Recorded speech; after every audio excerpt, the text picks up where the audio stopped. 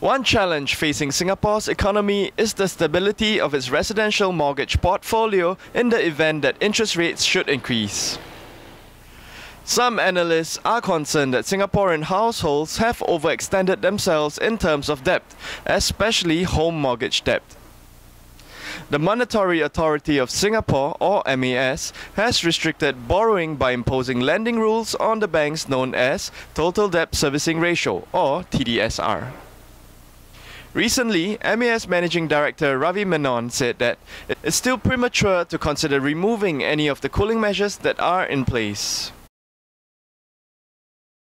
Now that we know the cooling measures are here to stay for the foreseeable future, let's take a look at how much you can borrow under TDSR. If you're a homeowner or potential buyer, you will want to know. On today's show, we discuss TDSR and how it impacts borrowing in Singapore. Also, we show you how to determine whether or not you qualify for a mortgage loan. Next on XTV with your host, Mark Loon. Total Debt Servicing Ratio, or TDSR, places restrictions on household debt and stipulates how much cash you must put down to qualify for a mortgage. The objective of TDSR is to stabilize Singapore's financial system. MAS hopes to reduce risk in the mortgage portfolios of banks by standardizing the process of underwriting home loans. One way to standardize underwriting is to mandate that all the banks use the same rules. As such, TDSR restricts the maximum amount of household debt to 60%. MAS rules also dictate the LTV, or loan-to-value ratio. For example, a LTV of 80% means that for a $1 million property, a buyer puts down $200,000 in cash and borrows $800,000. How has TDSR impacted the mortgage market? To answer this, SRX Property has put together a TDSR guide. Let's take a closer look at the table to get a sense of how much each income bracket can borrow. If you are in the 1 to 10th resident income percentile, if your average household income is $1,775, your max loan amount is $106,367.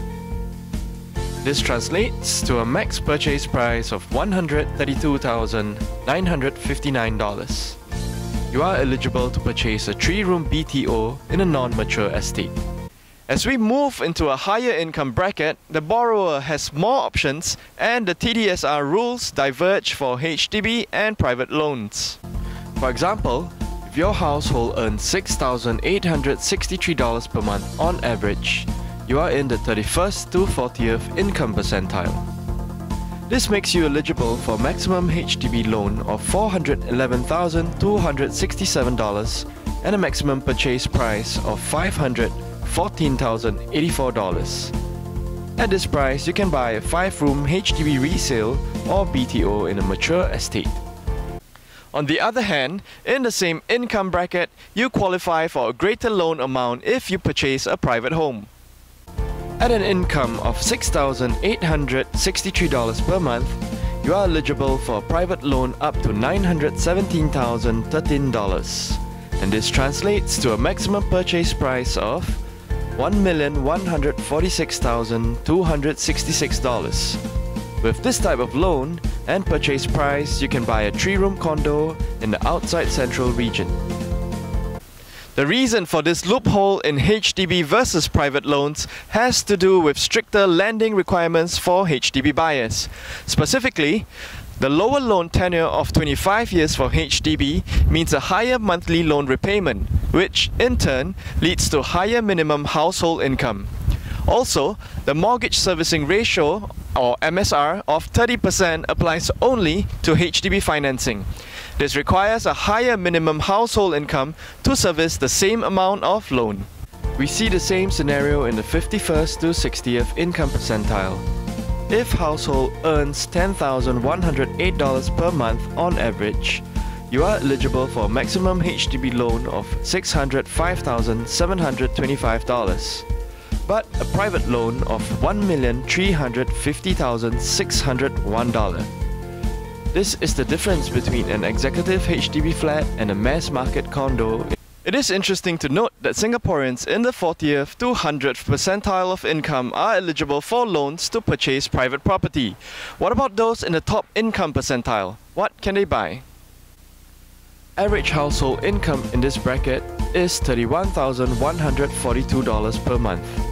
They are eligible for a max loan amount of $4,161,100, which translates to a max purchase price of $5,201,375.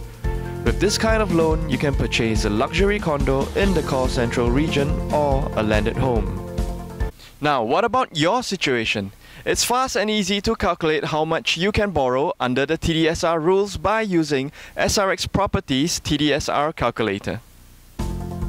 SRX provides a TDSR mortgage calculator at the bottom of every property tracker page and listing page on srx.com.sg or stproperty.sg. Let's assume you want to purchase a unit at the Pinnacle at Duxton for $1 million. Enter into the mortgage calculator $1 million in the section labeled Property Price.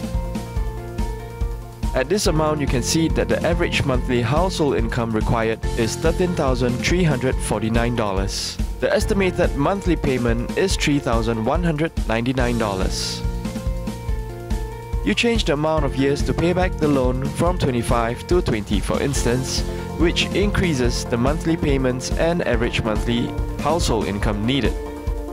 If you have any outstanding credit card debt or car loans, add this amount to your monthly payments estimate. For more information on TDSR and mortgages, check out these resources from srx.com.sg.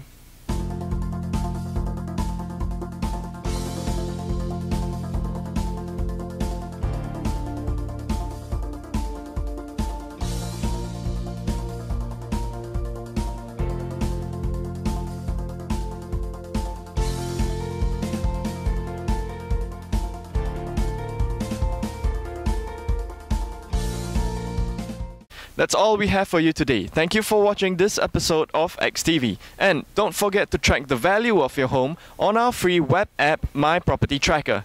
Join us next week when we break down the rental market by income segment and show you just how much it costs to rent different types of properties in Singapore. I'm Mark Loon. Have a good day.